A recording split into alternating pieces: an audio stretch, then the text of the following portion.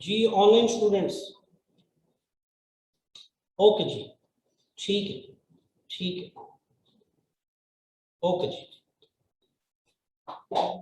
Thank you, thank you. अच्छा जी, I welcome all of you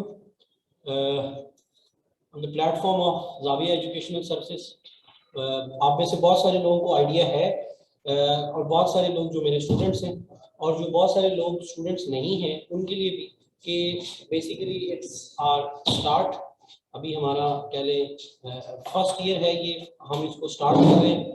तो मैं एज अ जो डायरेक्टर कह लें ऑफ दिस प्रोजेक्ट, मैं इस सेशन के हवाले से सिर्फ 2 मिनट आपके लूंगा, एंड देन जिशान जफर साहब जो है वो will start the orientation class. 2 से 3 चीजें वो, जी 2 से 3 चीजें वो मैं जरूर डिस्कस करूंगा। पहले नंबर पे, तो लास्ट 7-8 ईयर से मैं as a student and teacher, ठीक है, इस फील्ड के अंदर वन वे और द अदर वे वो हूँ।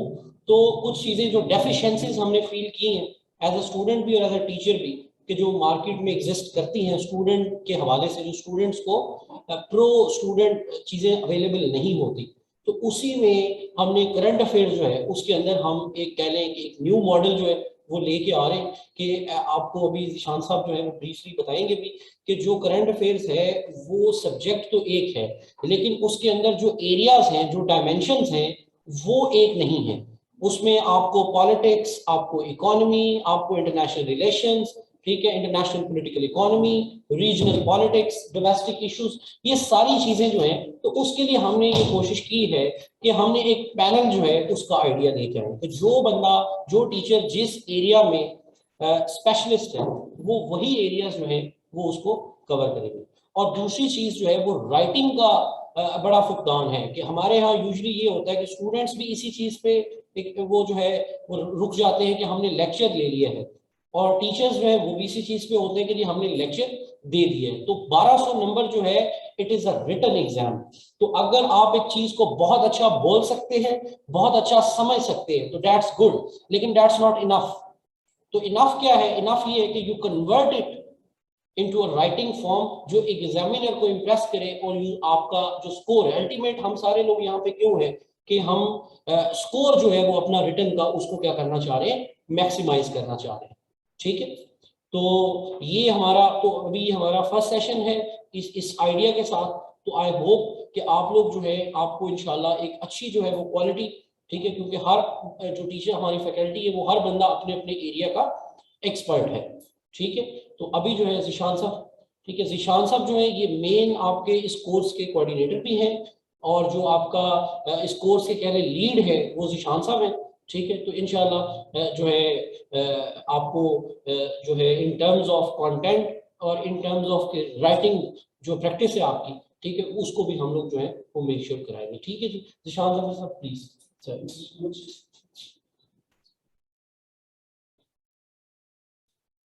Thank you. ओके जी, थैंक यू। अस्सलाम वालेकुम जी, आप सब कैसे हैं? ठीक हैं?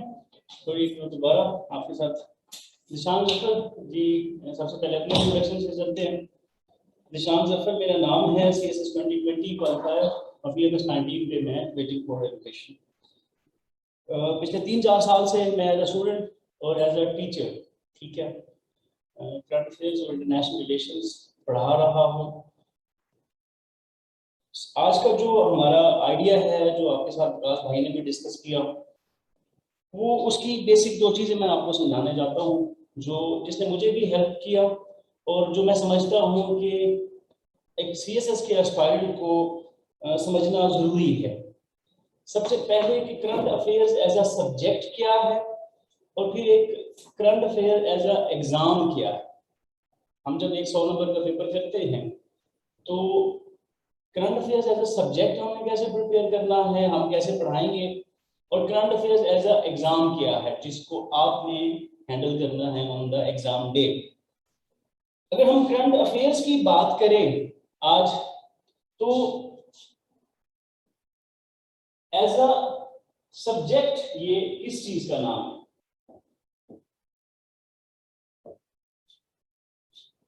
करंट अफेयर्स करंट टाइम्स में social,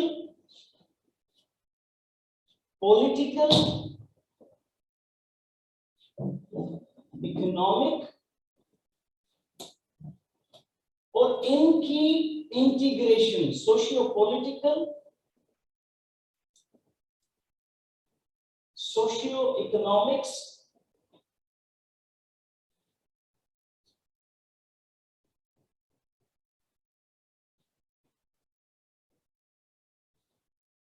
सिक्योरिटी,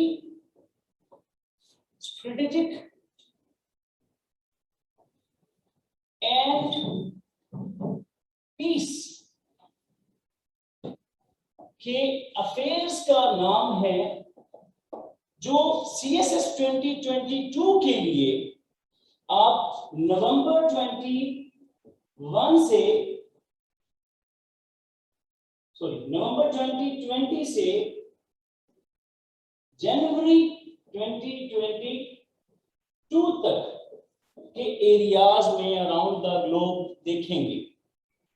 ये वो अफेयर्स हैं जो इन डायमेंशंस में इस 14-15 महीनों के अंदर हुए होंगे।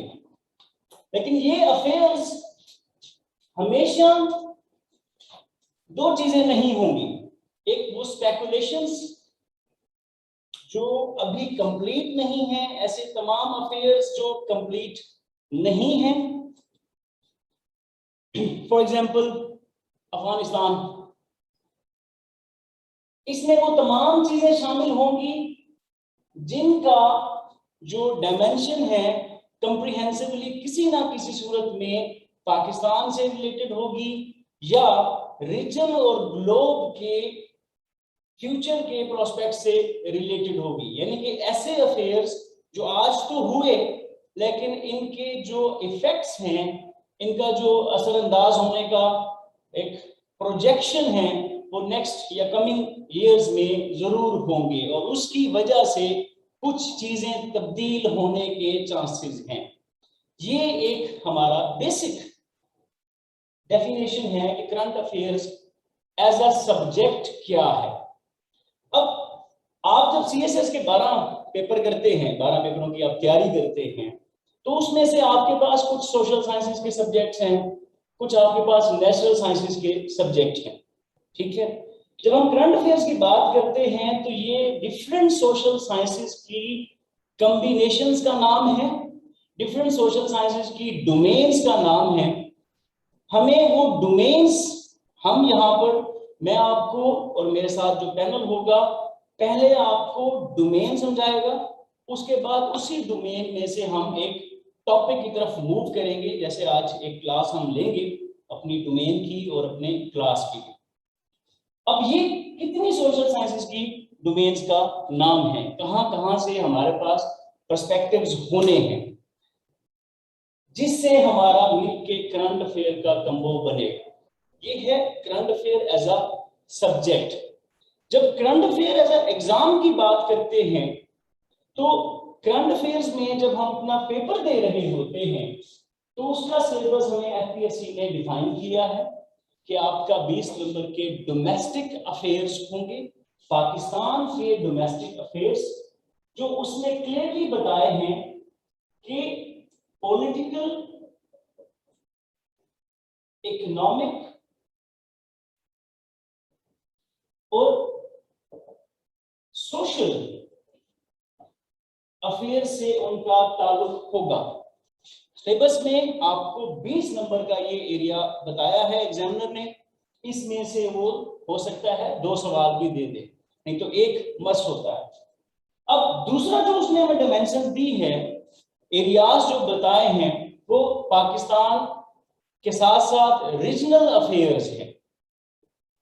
यानी कि पाकिस्तान अगर साउथ एशिया का एक कंट्री है तो साउथ एशिया के साथ सेंट्रल एशिया है, ईस्ट एशिया है, मिडल ईस्ट है, और फिर जब हम इनकी कनेक्टिविटी देखते हैं सेंट्रल एशिया के साथ, जब आप ईस्ट एशिया की बात करते हैं, सॉरी वेस्ट एशिया की बात करते हैं, तो हमारे पास फिर यूरोप शुरू हो जाता है।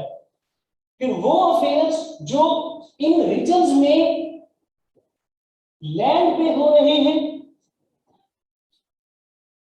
उसी एक टाइम पीरियड में। उसके साथ साथ वो अफेयर्स जो इन रीजन के मैरीटाइम जोन्स में हो रहे, for example Indian ocean, Pacific ocean, Atlantic ocean. अब वो ओशंस यानी कि मैरीटाइम जोन्स, और जब ये हमारे पास लैंड की स्ट्रेटजी या वो अफेयर्स यूज होते हैं, तो फिर हमारे पास एक जो रीजनल डायनामिक्स है वो हमारे पास इंडो पैसिफिक हो गया, साउथ चाइना हो गया, ठीक है। तो ऐसे अफेयर्स जो इस रीजन में लैंड पे जियोग्राफिकल डायमेंशन में political geography of the region के अंदर हो, या मैरीटाइम जोन्स के अंदर हो, या इनके कंबो की वजह से हो, जिनका फ्यूचर्स के dynamics, social, political, economics, security, strategics या इनकी इंटीग्रेशन पे कोई रोल हो, वो पेपर पॉइंट ऑफ व्यू से इंपॉर्टेंट हुआ करते हैं। एग्जाम में आपके पास उनकी डिस्कशन होती है।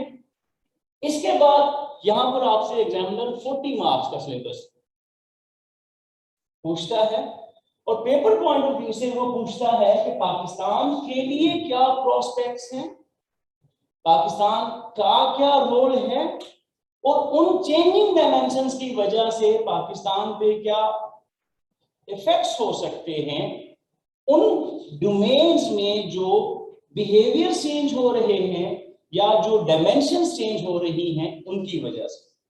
आगे मूव करते हैं तो फिर हमारे पास लास्ट डोमेन है पेपर पॉइंट ऑफ व्यू से, वो है इंटरनेशनल। इसमें हमारे पास तीन चीजें जो करंट डायनामिक्स में हुई हैं, या तो इनकी डायमेंशंस चेंज हुई हैं, ये जो एरियाज हैं सोशल, पॉलिटिकल, इकोनॉमिक्स, सिक्योरिटी या स्ट्रेटेजी की, या बिहेवियर्स चेंज हुए हैं पॉलिटिकल इंडिविजुअल्स के, इंस्टीट्यूशनल इंडिविजुअल्स के, या बाकी किसी और स्टेक होल्डर्स के जो इन अफेयर्स में इंपॉर्टेंट हैं, वो नॉन स्टेट एक्टर्स भी हो सकते हैं। एक एरिया हमारे पास वो है। दूसरा, अगर हम दूसरे एरिया की बात करें तो फिर वो सिक्योरिटी के कंसेप्ट में जो चेंजिंग आई है from the traditional military sources से to the non traditional sources, यानी कि non military sources. For example covid है, या फॉर एग्जांपल क्लाइमेट चेंज है, या हमारे पास नॉन ट्रेडिशनल सिक्योरिटी थ्रेट्स हैं। ये जब इमर्ज होते हैं, इनकी क्या एप्लीकेशन है, ये कैसे अफेयर्स को इफेक्ट करते हैं। दूसरा जो हिस्सा है वो हमारे पास इंटरनेशनली उन सिक्योरिटी की डायमेंशंस का एरिया है, और तीसरा जो पार्ट है उस इंटरनेशनल पोर्शन के अंदर वो कंटेम्परेरी इश्यूज हैं, स्पेसिफाई एग्जामिनर ने किए हैं। फॉर एग्जांपल कश्मीर है, फलस्तीन है, वो ऐसे इश्यूज हैं जो डिफरेंट रीजन्स में इन 1.5 सालों के दौरान इमर्ज हुए या कंक्लूड हुए, या जिनकी वजह से कुछ डायमेंशंस चेंज हो सकती है। ये है पेपर पॉइंट ऑफ व्यू, ठीक है। अब जब हम पहले पॉइंट ऑफ व्यू की तरफ वापस आते हैं, तो जब हम करंट अफेयर्स की बात करते हैं, तो शायद थोड़ी देर पहले आपको लगा हो कि इतनी सोशल साइंसेस की डोमेन्स हमने करनी है, ये तो कोई मुश्किल बात हो जाएगी। ऐसा बिल्कुल भी नहीं है। हम करंट अफेयर्स की सिर्फ 3 इंपॉर्टेंट चीजें पढ़ेंगे जो करंट अफेयर्स की होंगी। उसके बाद हम एक डोमेन की तरफ वापस आएंगे और उस डोमेन को समझने की कोशिश करेंगे, देन उससे एक टॉपिक जो इस एरिया में या इस टाइम जोन में इंपॉर्टेंट है, उस टॉपिक की तरफ आएंगे। उसके बाद मैं आपको पूरी कोर्स आउटलाइन डिस्कस करता हूं कि हमारा जो लेक्चर्स हैं वो किन टॉपिक्स पे होंगे और किन डोमेन्स पे होंगी, और कौन से टॉपिक्स कौन डिस्कस करेंगे। यहाँ तक कोई किसी का यहाँ फिजिकल और ऑनलाइन में से सवाल? यहाँ वाले बच्चे अपने माइक्स ऑफ रखेंगे तो सबका ही फायदा होगा। यहाँ पर किसी का अभी तक कोई सवाल? Next question. तो हम थोड़ी देर पहले ये बात कर रहे हैं कि करंट अफेयर्स 3 से 4 इंपॉर्टेंट चीजों का नाम है, तो वो क्या है? सबसे पहले एक्टर्स, ठीक है, इसको एक्सपेंड करते हैं और अपने सिलेबस के अकॉर्डिंगली और पेपर पॉइंट ऑफ व्यू से देखने की कोशिश करते हैं और जो डोमेन होगी उसमें भी अप्लाई करने की कोशिश करते हैं। सेकंड है इवेंट्स, थर्ड है चेंज इन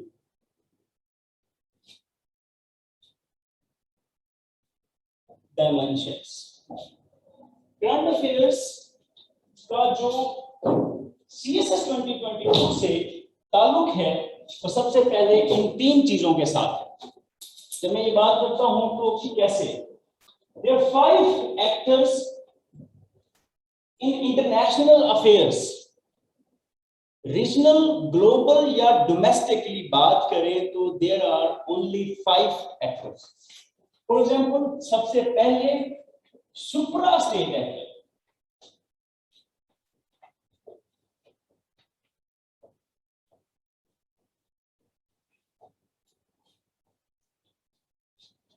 और हमारे पेपर के लिए हमारे एग्जामिनर ने हमें यहां पर इसकी 2 डायमेंशंस बताई हैं जो हम पढ़ेंगे, एक इंटरनेशनल और एक रीजनल।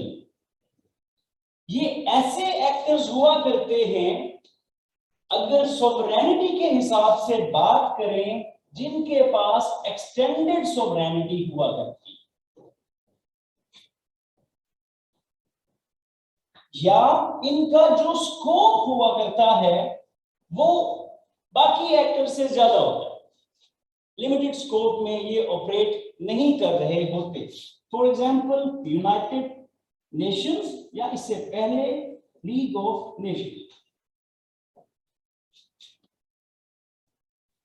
और रीजनल में अगर हम बात करें तो यूरोपियन यूनियन, SCO, सार्क,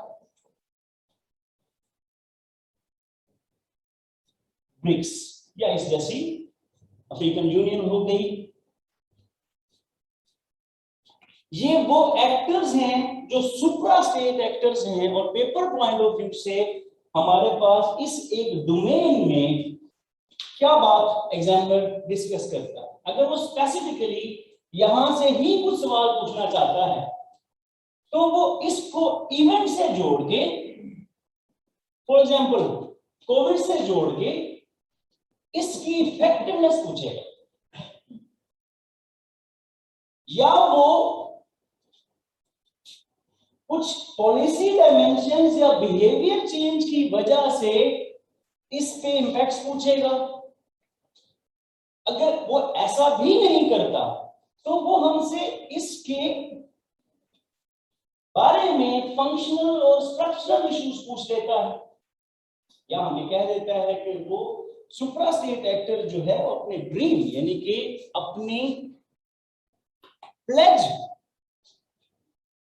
को मीट नहीं कर रहा जो उसने चार्टर में मेंशन किए हैं। तो पहला एक्टर जो करंट अफेयर्स के लिए हमारे पेपर पॉइंट ऑफ व्यू से और सब्जेक्ट पॉइंट ऑफ व्यू से इंपॉर्टेंट है वो सुप्रा स्टेट एक्टर है। दूसरा अगर हम देखें तो फिर स्टेट एक्टर्स है। Let me take the number, जो UN के मेंबर्स हैं 193 स्टेट्स, स्टेट एक्टर्स। अब फिर ये स्टेट एक्टर इंटरनेशनल अफेयर्स में उस एक स्पेसिफिक टाइम से लेट 20 और 21 का एंड या 22 का स्टार्ट तक इंपॉर्टेंट हुआ करते हैं, क्योंकि ये एक्टर्स कोऑपरेट करते हैं, ये एक्टर्स कंफ्लिक्ट में इन्वॉल्व होते हैं, ये एक्टर्स पॉलिसी टूल्स डिवाइस करते हैं जिनके इस टाइम जोन में इंपैक्ट्स हुआ करते हैं। तो फिर ये स्टेट एक्टर कितने हमने करने होते हैं, कितना हमने समझना होगा। इसमें हम 5 कॉन्टिनेंट्स के अंदर, नॉर्थ अमेरिका में United States of America, Asia में Russia, China, India, Pakistan, Europe के अंदर फ्रांस, ब्रिटेन, जर्मनी,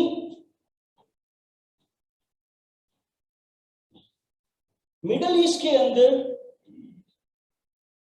फलस्तीन, मुस्लिम वर्ल्ड के कुछ कंट्रीज जो इस टाइम जोन में इंपॉर्टेंट हुए होंगे।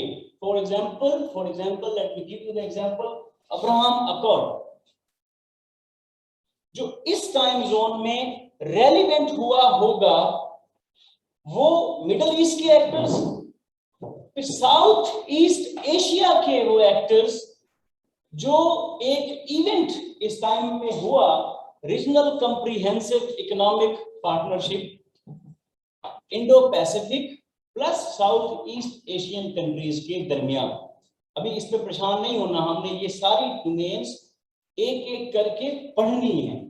We are just talking about के एग्जामिनेशन पॉइंट ऑफ व्यू से स्टेट एक्टर्स कितने रेलिवेंट हुआ करते हैं और हमने इसको कैसे समझना है। अब ये स्टेट एक्टर्स इन्वॉल्व होते हैं करंट अफेयर्स की सोशियो पॉलिटिकल डोमेन में, सिक्योरिटी स्ट्रेटेजिक डोमेन के अंदर, या ये कॉपरेट करते हैं, या जियो पॉलिटिक्स या पॉलिटिकल जियोग्राफीज के अंदर इन्वॉल्व होते हैं। कोई कॉपरेशन मैकेनिज्म होता है जिसके इम्पैक्ट्स हुआ करते हैं, या ये तीसरी अफेयर्स में इन्वॉल्व होते हैं।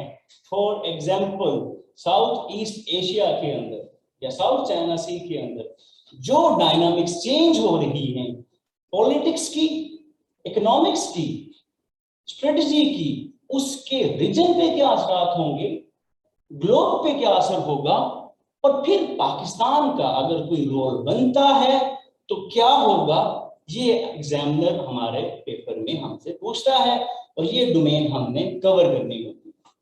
ये हो गए 2 एक्टर्स। लेकिन यूनाइटेड नेशन ने एक और एक्टर को भी इंपॉर्टेंट डिक्लेयर किया है, और जो ये टाइम जोन है उसकी रेलेवेंस शो करता है, नॉन स्टेट एक्टर।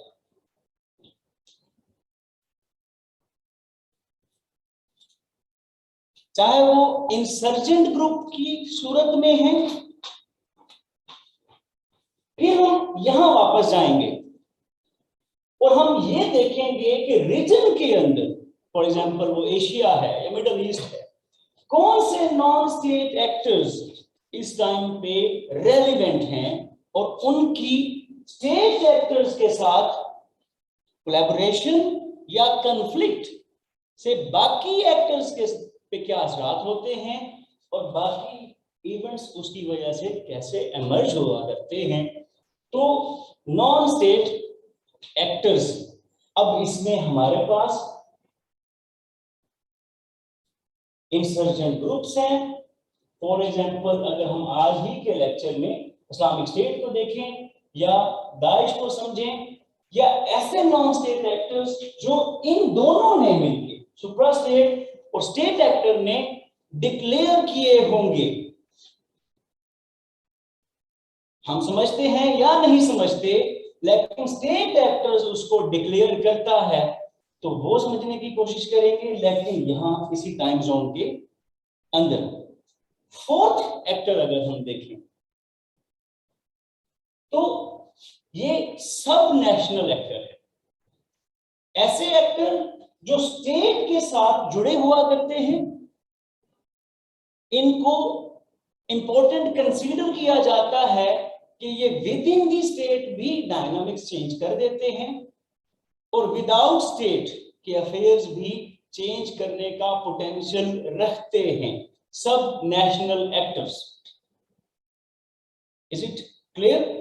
तो supra state actors, state actors, non state actors, sub national actors और फिर sub state actors. Sub national actor की कोई काम from Pakistan, let's give you example, sub for Pakistan BLA अभी हमने उसको डिक्लेयर किया, हमने उसको डिक्लेयर किया। पॉइंट इज कि हमने उसको डिक्लेयर किया, ठीक है। अच्छा, और तरफ चले जाते हैं, जो ए प्लूरल पॉलिटिक्स करते हैं, ऐसे तमाम पार्टीज, ऐसे तमाम एक्टर्स जो ए पॉलिटिकल पॉलिटिक्स में इन्वॉल्व हुआ करते हैं, एथनिक पॉलिटिक्स मे बी, ठीक है, सेम जेंडर लैंग्वेज पे, एथनिक पे, वो they do exist and they are important even in the European politics, even in the Asian politics, and most importantly ethnic group specific agenda की base पे कोई भी group operate करेगा। कोई ऐसी पॉपुलिस्ट पार्टी जो किसी भी रीजन की पॉलिटिक्स के अंदर इन्वॉल्व हो सकती है, PDM मे बी।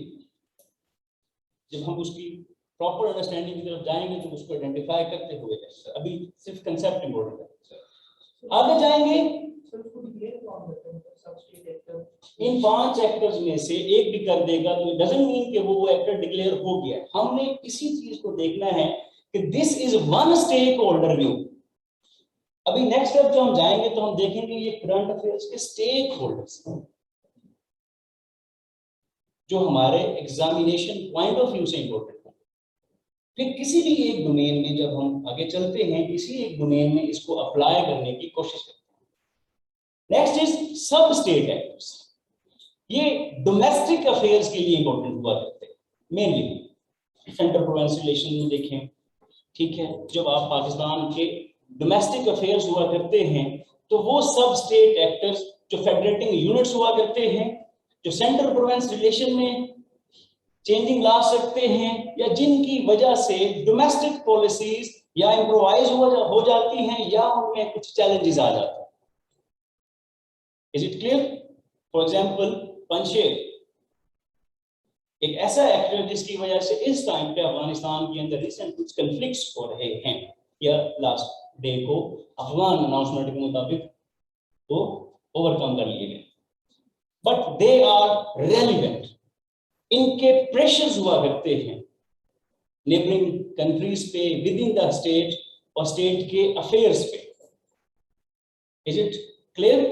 ये करंट अफेयर्स की पहली इंपॉर्टेंट चीज है। सारा करंट अफेयर्स इसी के अंदर रह के ही है। ऐसा कुछ है कोई सीनियर एस्पायरेंट बैठा है, इसकी दूसरी अटेम्प्ट हो, खैर है मैंने 3 दिए हैं, मसला नहीं, दूसरी अटेम्प्ट अपने एग्जामिनेशन पॉइंट ऑफ व्यू में पेपर में बैठे। इन डोमेन से, इन एक्टर्स के अलावा कोई एक्टर पेपर में नहीं होता, या कुछ ऐसा हुआ। नेक्स्ट पे चलते हैं।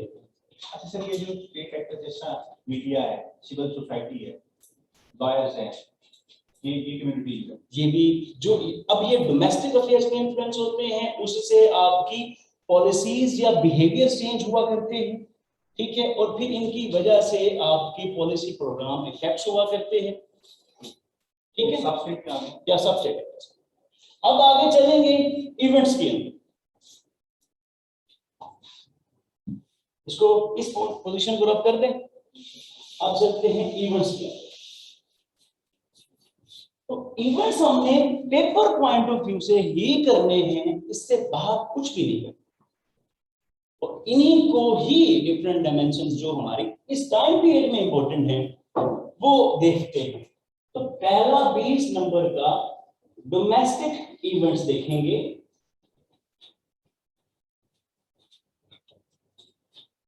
जो पॉलिटिक्स फेडरल और प्रोविंसेस के दरमियान हुआ करते हैं या हुए होंगे,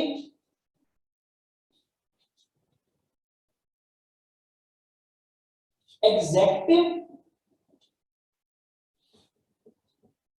या कुछ और इंस्टीट्यूशंस जो एग्जेक्टिव से रिलेटेड हैं, फॉर एग्जांपल आपकी मिलिट्री और आपकी एडमिनिस्ट्रेशन, ब्यूरोक्रेसी, हमसे एग्जामिनर ने इसी पहले इवेंट से, जो डोमेस्टिक इवेंट का है 2016 से 2020-21 तक, ऑलमोस्ट 3 दफा सवाल पूछे। एक दफा उसने हमसे ये पूछ लिया कि क्लाइमेट चेंज का पाकिस्तान के वाटर सोर्सेज पे क्या इफेक्ट होगा और उससे इंटर प्रोविंशियल हार्मनी पे क्या असर होगा। फिर इसने एक दफा हमसे पूछ लिया कि डिफरेंट कॉन्स्टिट्यूशनल अमेंडमेंट्स थे 1973 की, सेंटर प्रोविंस रिलेशंस पे क्या असर हुए। Is it clear? फिर उसने एक दफा हमसे ये पूछ लिया कि पाकिस्तान की जो फ्रेमवर्क है उसको डिस्कस करके अकाउंटेबिलिटी का मैकेनिज्म बताएं करप्शन के लिए। तो इन 4 सालों में 3 दफा वो पहले पॉलिटिकल इवेंट जो उस एक साल में हुए हैं या इंपॉर्टेंट कंसीडर किए जाते हैं, हमसे एग्जामिनर ने पूछा। दूसरा जो इवेंट हुआ करता है वो इकोनॉमिक्स में, डोमेस्टिक इकोनॉमिक्स में हुआ करते हैं, चाहे वो हमारे उस साल की एडीपी, एनुअल डेवलपमेंट प्लान से जुड़े हों, चाहे वो उस साल की, जिसको आप इकोनॉमिक सर्वे कहते हैं, एक पूरा साल का पिछला, चाहे वो हमारे स्टेट बैंक या इकोनॉमिक पॉलिसी से जुड़े हों, जो एक आपसे इवैल्यूएशन करवाना चाहता है एग्जामिनर कि भाई इस इंस्टीट्यूशन को ऑटोनोमस बॉडी बना दी जाए तो क्या हो सकता है, इवैल्यूएट करें जो उस साल का इंपॉर्टेंट होगा। या वो हमसे पूछेगा पाकिस्तान की इकोनॉमी के फंक्शनल और स्ट्रक्चरल इश्यूज। तो इस जगह को मैं यहां रहने देता हूं और डायमेंशन की बात थोड़ा सा इनकॉर्पोरेट करने की कोशिश करता हूं कि करंट अफेयर्स डोमेस्टिक में यहां क्या हुआ करती है। तो it is the political economy of the country जिसमें कोई चेंज, मार्कर मुझे कुछ ठीक है। Political economy of the country की डायमेंशंस में क्या तब्दीलियां आई हैं, कौन से इंस्टीट्यूशंस रोल प्ले कर रहे हैं, किनको करना चाहिए, और यहां पर वो हमसे कोई एक प्रोग्राम भी पूछ सकता है। For example for this year एहसास प्रोग्राम का वो हमसे अगले अफेयर्स एक सोशल सेक्टर के साथ एसोसिएट कर देगा, जिसको हम इस एक साल की टाइमलाइन में देखते हैं। तो वो एहसास प्रोग्राम की पॉलिसी को जो एग्जेक्टिव से आई है उसके प्रोस्पेक्ट्स पूछ लेगा for the elevation of poverty, या वो हमसे इसकी सस्टेनेबल डेवलपमेंट गोल के साथ कोलैबोरेशन करवा देगा। तो उस एक साल में जो इकोनॉमिक्स में अफेयर्स हुए हैं वो हमसे मेनली पूछता है। अगला सेक्टर जो है वो सोशल सेक्टर है। In my first attempt, I think 2017, he asked population rise का impact, ठीक है। फिर उसके बाद इसने एग्जामिनर ने corruption as a social evil discuss करके हमसे पूछा कि अकाउंटेबिलिटी का फ्रेमवर्क डिस्कस करें, या जो इस साल में रेलेवेंस है वो सोशल इकोनॉमिक पॉलिसी पूछ लेगा, उसका कंबो कर लेगा। जो 2020 से 2021 तक का इवेंट डोमेस्टिकली हुआ होगा, या वो हमारी पॉलिसीज को सस्टेनेबल डेवलपमेंट गोल्स के साथ इनकॉर्पोरेट करवा के उनके स्टैंडर्ड और उनकी लेवल ऑफ कंप्लीशन पूछ लेगा, मे बी विजन 2025 को एसडीजीज के साथ, या यहां पर वो वाटर के स्ट्रेस को, नॉन ट्रेडिशनल सिक्योरिटी थ्रेट को, नॉन स्टेट एक्टर को डिस्कस कर लेगा पाकिस्तान के किसी भी प्रोविंशियल बॉडी के साथ। बलूचिस्तान हो सकता है, या वो हमसे ब्लू इकोनॉमी ऑफ बलूचिस्तान पूछ लेगा, रिसेंट जो ट्रेंड हो रहा है, या वो हमसे सीपैक का फेज 2 की इवैल्यूएशन करवा सकता है। और पास पेपर में ये सारी डोमेन्स किसी ना किसी तरीके से जब वो रेलिवेंट रही हैं, they were being asked. Is it clear? Last जो पॉइंट है डोमेस्टिक का, वो पाकिस्तान की फॉरेन पॉलिसी की चेंजिंग डायमेंशंस या किसी भी इशू को या डायमेंशंस को रीजन और ग्लोब में चेंज होने की वजह से हमारे फॉरेन पॉलिसी के एक्शन को इवैल्यूएट करवा सकता है, चाहे वो केएसए और ईरान हो, उसने हमसे पास में पूछा है ये डोमेन, चाहे वो इस टाइम की क्वाड की पॉलिटिक्स चल रही हो और उसमें पाकिस्तान का रोल पूछ ले, चाहे वो कश्मीर में पाकिस्तान के पास पॉलिसी ऑप्शंस पूछ ले, चाहे वो अफगानिस्तान की चेंजिंग सिनेरियो की वजह से, नॉट अफगानिस्तान बट अफगानिस्तान के चेंजिंग सिनेरियो की वजह से फॉरेन पॉलिसी में होने वाली चेंज पूछे। ठीक हो गया? तो फोर्थ पार्ट हमारे डोमेस्टिक का ये होता है। अब सवाल 20 नंबर का आता है, but this is the most important part जहां से हम आगे डोमेस्टिक अफेयर्स पे मूव करते हैं। ऐसे ही इवेंट्स ग्लोबल लेवल पे होंगे, बट दो बातें ऐड होंगी, वो जियो स्ट्रेटेजिक्स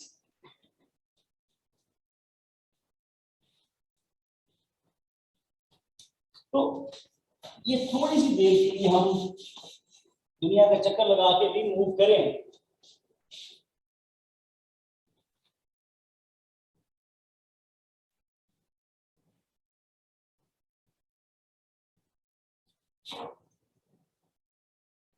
टाइम को इग्नोर करते हैं।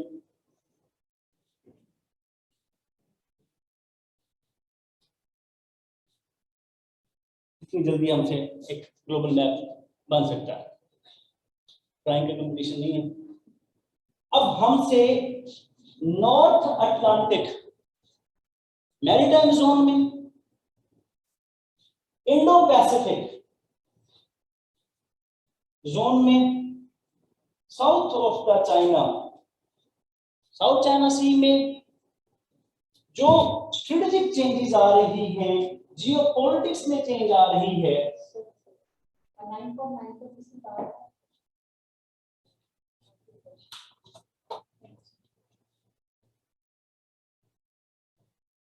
जियोपॉलिटिक्स में तब्दीली आ रही है, जो पॉलिटिकल जियोग्राफीज के अंदर है, change in behaviours of the political state actors, या कोई ऐसी पार्टनरशिप हुई है जो सुप्रा स्टेट की पोजीशन संभाल सकती है। For example RCEP, regional comprehensive economic partnership जो हुई है, the largest trade block bigger than European union, उसके वो इंपैक्ट्स पूछ के ग्लोब की डायमेंशंस को तब्दील होने के साथ पाकिस्तान पे उसके, या वो किसी एक कंट्री की पॉलिसी को स्ट्रेटेजिक पॉलिसी से एसोसिएट करके आपसे इवैल्यूएट करवा ले कि भाई चाइना की जो BRI है उसकी जो स्ट्रेटेजिक या उसकी स्ट्रेटेजिक पॉलिसी को डिस्कस करें। पास में CSS के करंट अफेयर्स में उसने हमसे ये पूछा है, या वो इस टाइम पे जो चल रहा है, हर तरफ जिसकी बात हो रही है, वो क्वाड है। अब क्वाड से पहले, क्वाड तो पॉलिसी का नाम है तो इस टाइम परसू हो रही है, इस डोमेन को क्या कहते हैं? ये लाइक माइंडेड अलायंस होता है जो ग्लोबलिज्म और मल्टीलेटरलिज्म के लिए हमेशा इम्पैक्टफुल हुआ करते हैं, आइदर इन पॉजिटिव और इन नेगेटिव। तो लाइक माइंडेड लाइन्स की पॉलिटिक्स जो 2016 से हो रही है और अब उसका पीक आ चुका है, चाहे वो इकोनॉमिक्स के देखें, जी स्टैंडर्ड के अंदर G7, G20, G3, या वो स्ट्रेटेजिक्स के देखें, मिडल ईस्ट के अंदर, एशिया के अंदर, पाकिस्तान, तुर्की, मलेशिया, तुर्की, ईरान, चाइना, रशिया। तो क्वाड तो एक नाम है उस पॉलिसी का, डोमेन हमारे पास लाइक माइंडेड लाइन्स है। इसके क्या असरात हुआ करते हैं वो इस एक टाइम पे जो हुए होंगे या हो रहे होंगे, but they are not in speculations, वो इंपॉर्टेंट हुआ करते हैं, रीजनली भी और ग्लोबली भी। तो यहां से हमारे पास ये वो क्वेश्चन होगा जिसको मेनली मैं डिस्कस करूंगा सारा, जियो इकोनॉमिक्स का, जियो स्ट्रेटेजिक्स का, जियो पॉलिटिक्स का और फॉरेन पॉलिसी की अप्रोचेस डोमेस्टिकली, ठीक है, और इकोनॉमिक्स जो होंगे और जो पॉलिटिकल होंगे इश्यूज डोमेस्टिकली और सर्वकाश आपके साथ लेके चलेंगे। उनकी करंट डायमेंशंस में भी मैं आपसे डिस्कस कर दूं। इकोनॉमिक्स इस्लाम मजीद भाई, ठीक है, लेके चलेंगे, he is expert in his domain. और फिर असद इजाज भट्ट साहब। तो this time we are going with 5 teachers जो अपनी अपनी डोमेन को ही डिस्कस करेंगे। एक सब्जेक्ट जो है उसके एक सब्जेक्ट जिसकी डोमेन ही अलग है वो एक ही बंदे को हम कोशिश करेंगे कि आपके सामने ना ठहराए। और यही मेजर जो हमारा ट्रेंड है इस टाइम पे, जिसकी वजह से जो मैक्सिमम स्कोर है हम आपसे ले सकें। अब यही बात हम मूव करें ग्लोबल लेवल पे, रीजनल से मूव करते हैं ग्लोबल लेवल। अब ग्लोबल पॉलिटिक्स में क्या चेंज आती है और क्या चेंज आ रही है, चाहे वो इकोनॉमिक्स की प्रोटेक्शनिज्म हो या चाइनीज डेमोक्रेटिक एटीट्यूड हो, चाहे वो रशिया की रिविजनिस्ट पॉलिसीज हो और उसकी चेंजिंग डायमेंशंस हो as a important player in the region. Important player वो प्लेयर हुआ करता है which has influential role। जरूरी नहीं है कि पावर की डायमेंशन, पावर की 3 डायमेंशंस हुआ करती हैं, हार्ड, सॉफ्ट एंड शार्प। जरूरी नहीं है कि वो इस टाइम हार्ड पावर एक्यूमुलेट कर रहा हो, लेकिन अगर वो इन्फ्लुएंशियल है और इन्फ्लुएंशियल रोल प्ले कर रहा है, लाइक मॉस्को का काबुल में during Afghan peace process, Moscow का मिडिल ईस्ट के अंदर, या मॉस्को का चेंजिंग ग्लोबल डायमेंशंस के अंदर, तो हार्ड एलिमेंट, सॉफ्ट एलिमेंट और शार्प एलिमेंट्स की तब्दीलियां पावर की डायमेंशंस में, पावर की जिद है सिक्योरिटी, ठीक है, उन दोनों की कंपटीशन में आपके पास या तो डायलेमास एग्जिस्ट करते हैं, तो वो डायलेमास कैसे चेंज हुआ करते हैं, फिर डायलेमास को ओवरकम कैसे किया जाता है और करंटली क्या अप्रोचेस यूज हो रही है, ये ग्लोबल। नाउ आ जाते हैं कि चेंज इन डायमेंशन, तीसरा हिस्सा करंट अफेयर्स। ये वो डायमेंशंस हैं, but by the way that was my essay for जो पिछले 3 सालों से एग्जाम या तो करंट अफेयर्स में पूछ रहा है या वो ऐसे की डोमेन्स में डिस्कस कर रहा है, और वो इसको पाकिस्तान की फॉरेन पॉलिसी से एसोसिएट करवा रहा है पिछले 3 सालों से ऑलमोस्ट, या उसने इसको अकेला पूछा है या इसके साथ एसोसिएट जरूर करवाया है।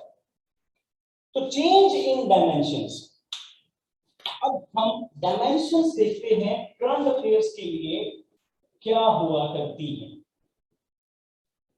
और फिर उसके टॉपिक्स फाइनली यहाँ पर पहुंच के आपके साथ 28 या 32 टॉपिक्स हैं, उसकी आउटलाइन डिस्कस करते हैं कि हम इस साल इस सेशन में कौन कौन से टॉपिक्स पढ़ाने जा रहे हैं। पहली, पॉलिटिकल डायमेंशंस, ग्लोब में और रीजन्स में क्या तब्दीलियां आई हैं। अब ये तो हो गया वर्क पार्ट, इंपॉर्टेंट जरूर है, स्कोर नहीं है इसका।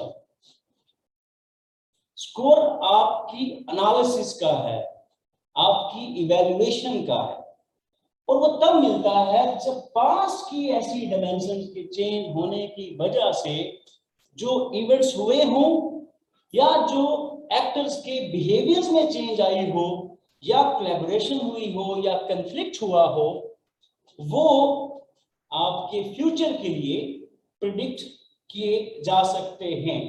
तो एग्जामिनर यहां से आपके इन चेंजिंग डायमेंशंस की इवैल्यूएशन करवाता है, क्रिटिकली इवैल्यूएट। अब इवैल्यूएट कौन करता है? इवैल्यूएट आपने एक्टर्स और इवेंट्स के साथ करवाना, स्टेक होल्डर्स एंड प्लेसेस के थ्रू करवाएंगे। करंट अफेयर्स की दो इंपॉर्टेंट टर्म्स हैं, stakeholders and places. Stakeholders mean individuals, ये एक्टर्स सारे, और प्लेसेस इंस्टीट्यूशंस, चाहे वो परमानेंट नेचर की हो, चाहे वो उन स्टेक होल्डर्स के बिहेवियर्स की वजह से तब्दील हुए। अब इन चेंजिंग डायमेंशंस को बेहतर आज की क्लास में समझने के लिए तीन चीजें समझते हैं। एक, crisis,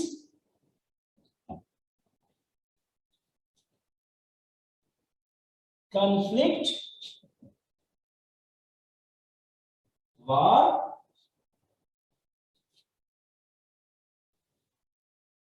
negative peace, positive peace, strategic stability, and eventually peace.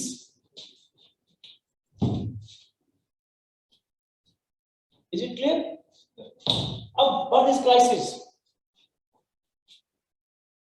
Crisis को हमेशा पीरियड्स कहा जाता है, स्मॉल इंटरवल्स, जो डोमेस्टिक इंस्टीट्यूशंस में, ग्लोबल इंस्टीट्यूशंस में किसी एक मसले की, फंक्शनल या स्ट्रक्चरल मसले की वजह से इमर्ज हुए हों। एग्जामिनर आपको एनर्जी कॉन्फ्लिक्ट नहीं पूछता, एनर्जी क्राइसिस पूछता है, due to the failure of any policy, structural या फंक्शनल पॉलिसी की वजह से एनर्जी क्राइसिस। एग्जामिनर आपसे JCPOA की वजह से न्यूक्लियर क्राइसिस पूछता है, जो एक पॉलिसी के फेलियर की वजह से इमर्ज हुआ। Joint comprehensive plan of action nuclear deal of Iran किसी एक पॉलिसी फेलियर की वजह से इमर्ज हुआ। तो क्राइसिस पीरियड्स को, इंटरवल्स को कहा जाता है जो इमर्ज हुआ करते हैं और उनके इंपैक्ट्स एक्टर्स पे होते हैं। अब कंसेप्चुअली भी अगर हम एनालिटिकली भी इसको देखें, ये मैं आपको क्यों पढ़ा रहा हूं, इसी बात को हम थोड़ी सी देर में कंक्लूड करेंगे। करंट अफेयर्स एक्चुअली में है क्या, कौन से इवेंट्स कैसे कनेक्टेड हुआ करते हैं, जो फाइनली आपको एक तो स्कोर देंगे और आपकी कंप्रीहेंशन भी बेहतर करेंगे even in the examination centre. तो क्राइसिस वो पीरियड्स हुआ करते हैं, वो इंटरवल्स हुआ करती हैं जो एक्टर्स, इंस्टीट्यूशंस की माल फंक्शनिंग, मिसमैनेजमेंट या स्ट्रक्चरल और फंक्शनल पॉलिसी फेलियर की वजह से हुए हों। Is it clear? अब वो हमसे ग्लोबल क्लाइमेट क्राइसिस जब पूछेगा तो वो डिफरेंट स्टेक होल्डर्स कि पॉलिसी फेलियर्स की वजह से हुआ। Maybe industrialisation is that policy, maybe human behaviour attitude, ठीक है, मे बी अर्बनाइजेशन अनप्लान्ड हुई हो, तो वो पॉलिसी इनिशिएटिव्स ना जो डिफरेंट स्टेक होल्डर्स ने लिए, तो उनके फेलियर्स की वजह से हुआ होगा। या ऐसा एक्टर यूएन अपनी एजेंसीज के थ्रू या ऐसे प्रोग्राम्स के थ्रू, चाहे वो आईपीसीसी हो, चाहे वो मॉन्ट्रियल प्रोटोकॉल हो, चाहे वो और भी बता सकते हैं इकोनॉमिक एनवायरमेंटल रिलेटेड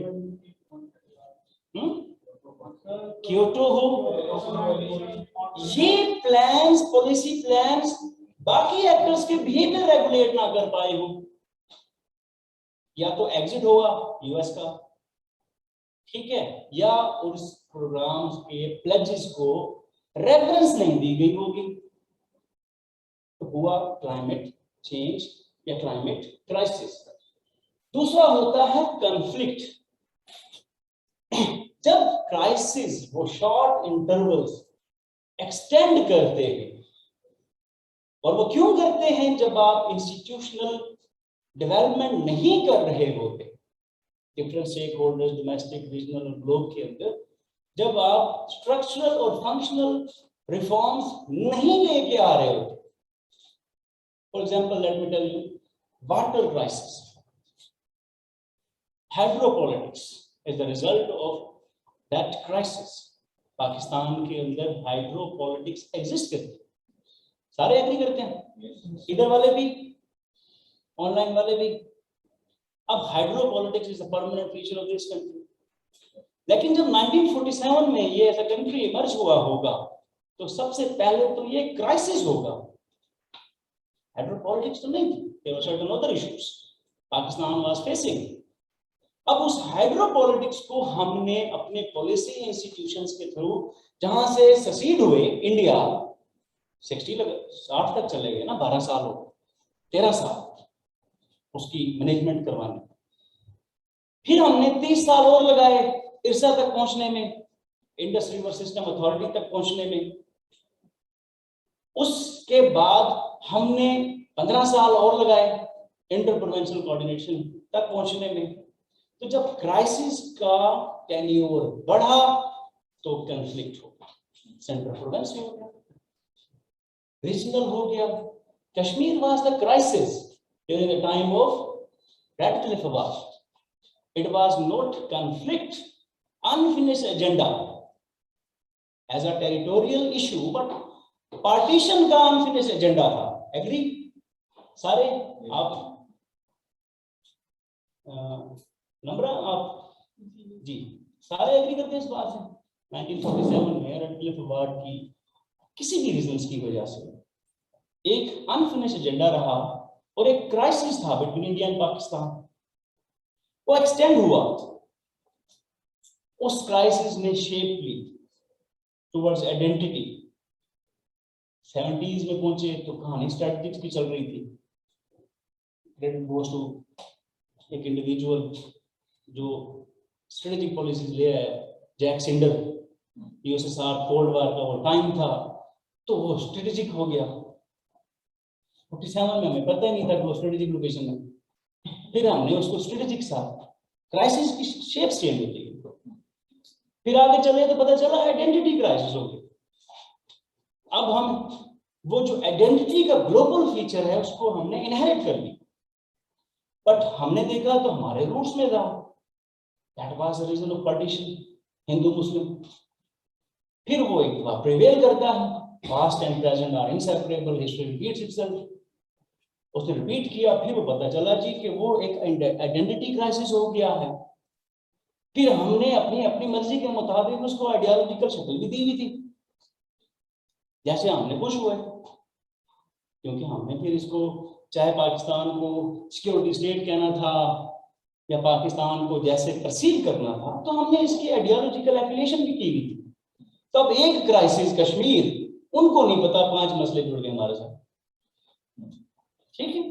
अब वो क्राइसिस का टाइम बढ़ा, डिप्लोमेटिक और फॉर्मल इंस्टीट्यूशन जो फॉरेन ऑफिस होता है between India and Pakistan, they do fell on certain times, चाहे वो नेगोशिएशन की एफर्ट्स हो, बायलैटरली, चाहे वो किसी एक की तरफ से मेडिएशन की ऑफर, चाहे वो इनकी तरफ से कॉन्सिलेशन की ऑफर हो, amicable means of conflict resolution, जब वो फेल हुए तो वो क्राइसिस कॉन्फ्लिक्ट बन गया।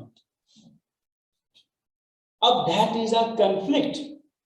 तो कॉन्फ्लिक्ट किसको कहते हैं?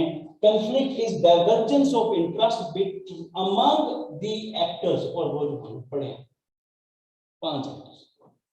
सर वो स्टार्ट कंप्लीट नहीं था 1947 में? That at the start it was an unfinished agenda, I think so.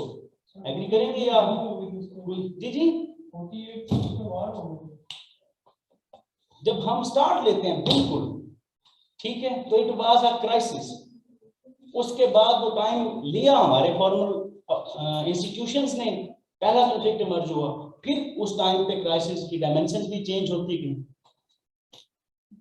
ठीक है, अब conflict is divergence of interest among the actors.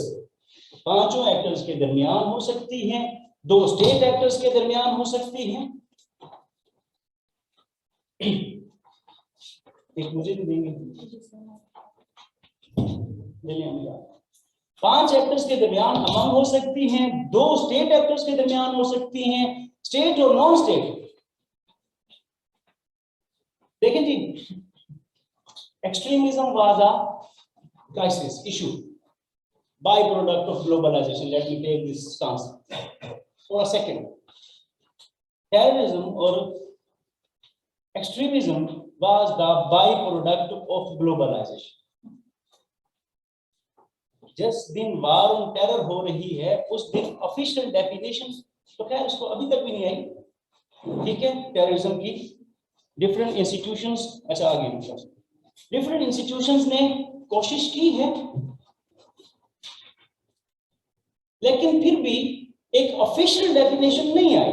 It was by product, as an idea move हुआ। अगर globalisation की definition है मूवमेंट ऑफ आइडिया, तो फिर as a political force और आइडियोलॉजी ये मूव हुआ। ठीक हो गया। At that time it was crisis, global crisis. अब उस ग्लोबल क्राइसिस में आपने एक पॉलिसी, बिहेवियर चेंज हुआ, कॉन्फ्लिक्ट ऑफ इंटरेस्ट हुआ, ठीक है, कॉन्फ्लिक्ट की शक्ल इख्तियार की, it took 20 years in Afghanistan.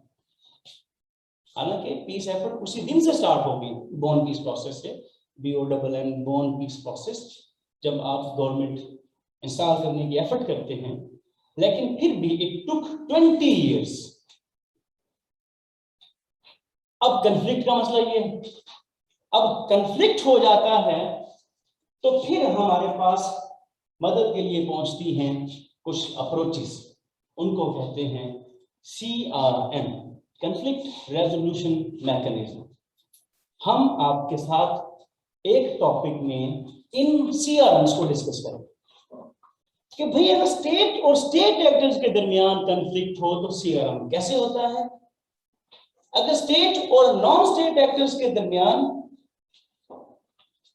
Conflict हो तो CRM कैसे होता है, अगर स्टेट और सुप्रा साथ हो गया, फॉर एग्जांपल कुछ इशू आ जाए, फंक्शनल ना हो जाए, तो फिर CRM कॉन्फ्लिक्ट रेजोल्यूशन मैकेनिज्म क्या होता है, और डोमेस्टिकली अगर कोई इशू आ जाए तो फिर CBM कॉन्फिडेंस बिल्डिंग मैकेनिज्म क्या होगा, और वो कैसे टूल्स अप्लाई होते हैं।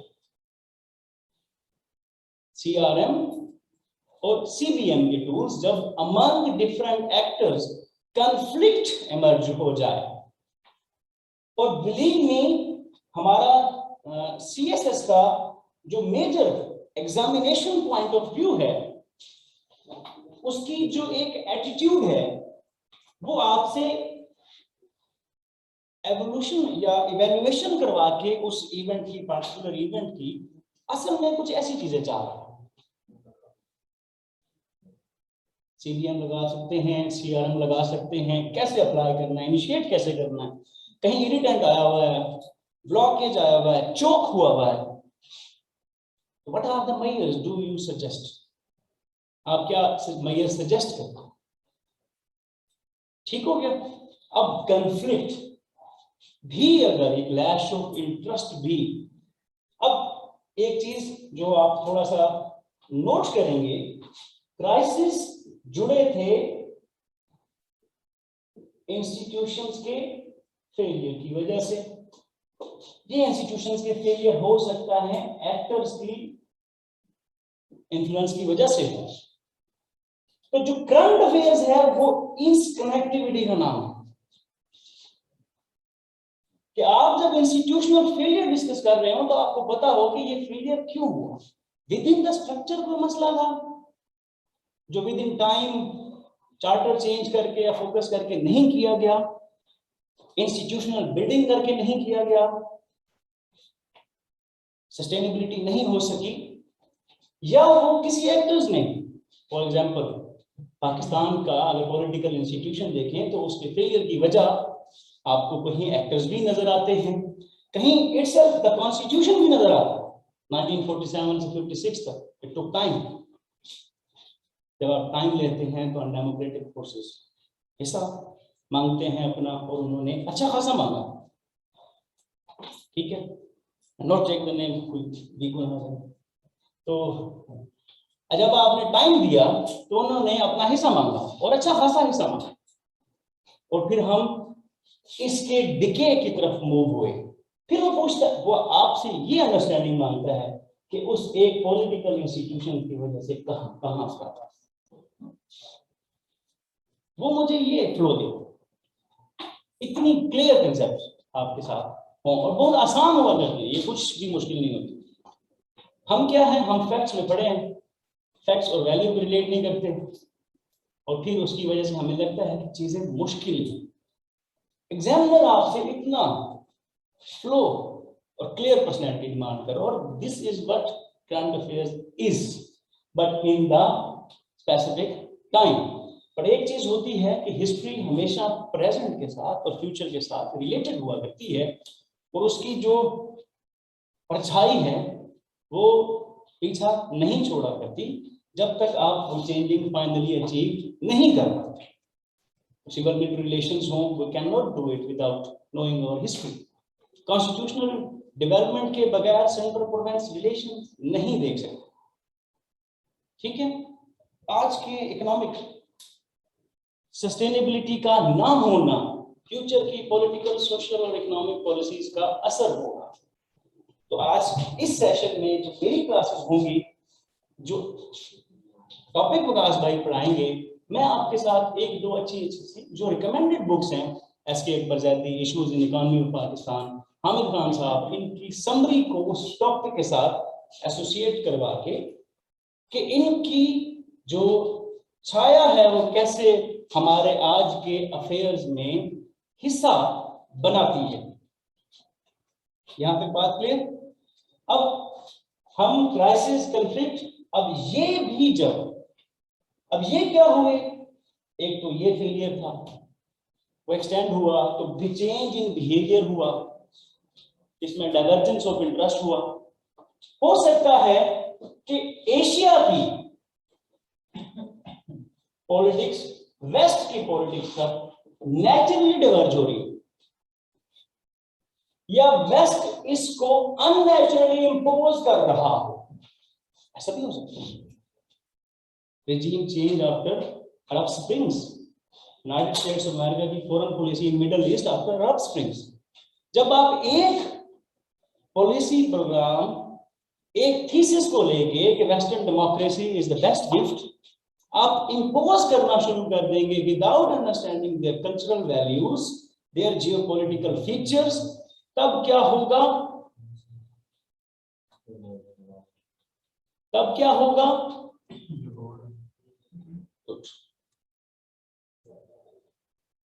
लास्ट हमारे पास वार। अफेयर्स में दो ही वार्स हैं, वर्ल्ड वार 1 और वर्ल्ड वार 2। अफेयर्स डरता है तीसरी वार का नाम लेने से, ठीक है। लेकिन हमारा एग्जामिनर हमसे इसकी कॉम्प्लेक्सिटी की वजह से इसकी प्रोजेक्शन तक और एक सुप्रा स्टेट एक्टर की लिविंग टू इट्स ड्रीम की पॉलिसी ना होने की वजह से फाइनल एक्सट्रीम प्रोजेक्शन तक करवा सकता है, बट अफेयर्स में 2 ही वार्स हैं, बाकी सारी conflicts, world war 1 and world war 2। Is it clear जी? अब इसको मूव करें तो अपनी पहली डोमेन की तरफ आते हैं। देख लें 10 मिनट की देख ले, ठीक है ठीक है। अच्छा sorry, negative peace, positive peace and pre strategic stability. जब वायलेंस एंड होता है, कंफ्लिक्ट एंड होता है, तो उस टाइम पीरियड से शुरू होने वाले पीरियड को नेगेटिव पीस कहा जाता है। शो कि पीस अभी अचीव नहीं हुआ बट वायलेंस एंड हुआ। Afghanistan peace process, inter Afghan peace process हो गया है। यस, नेगेटिव पीस ऐसे टेन्योर को कहते हैं, ये पीरियड है जिसमें 30 अगस्त को यूनाइटेड स्टेट्स ऑफ अमेरिका तो अफगानिस्तान एग्जिट कर गया, लेकिन इट डजंट मीन कि कंफ्लिक्ट और वायलेंस एंड हो गया। वो इंटर अफगान पीस का प्रोसेस अचीव हुआ है और इंटर अफगान नेगोशिएशन अचीव हुई है, वो पीस हुआ। उसके बाद role of institutions, role of neighbours, role of the civil society, role of the MNCs जो एक्सपेक्टेड हैं और प्ले या पार्टिसिपेट करने चाहिए to move toward positive peace. Clear? ये दूसरा phase. Positive peace is not the final. उसके बाद आपके पास स्टेबिलिटी आती है। belief system that global institutions, regional as well as global actors, ठीक है, जब global efforts, regional efforts, global institutions role play करती हैं और ये बिलीफ या एस्पायरेशन होती है, इसको कहते हैं हम स्टेबिलिटी। और अगर ये